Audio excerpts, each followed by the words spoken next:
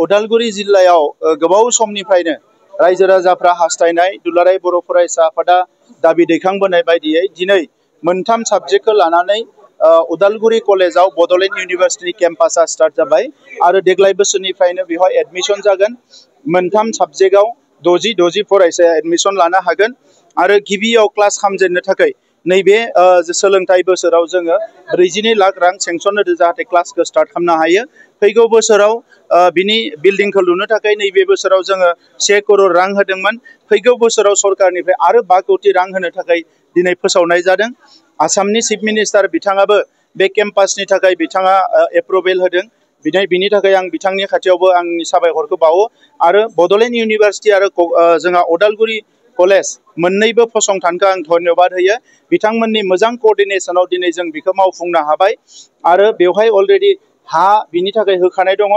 बे हायावनो बेखौ लुनाय जागोन आरो इयुनाव उदालगुरि जिल्लानि बा सनितपुर बिश्वनाथ जोंहा साहा आरो सानजा ओनसोलनि फरायसाफ्रा बेवहाय फैनानै गोजौ सोलोंथाइखौ लानो हागोन। जायफ्रा क'क्राझाराव थांनो गोनां जादोंमोन गुबुनाव बे फरायसाफ्रा बेवहायनो सोलोंथाइखौ लानो हागोन। बेनिखायनो गोबाव समनि मोनसे गांनाय उखैनाय एबा दाबि दाबा एबा हास्थायनाय बियो दिनै उदालगुरियाव मावफुंजाबाय। बिनि थाखाय उदालगुरि ओनसोलनि रायजो राजाफोरनो आं हामलायनाय बावो। बेजों लोगोसे दिनै उदालगुरियाव गुबुन अंगनबादियाव खालि जानानै एबा जि मोनसे भेकेन्ट जानानै थानाय पस्ट बेखौ सुफुंनो थाखाय 276 केन्डिडेटफोरनो एपइन्टमेन्ट होनाय जादों।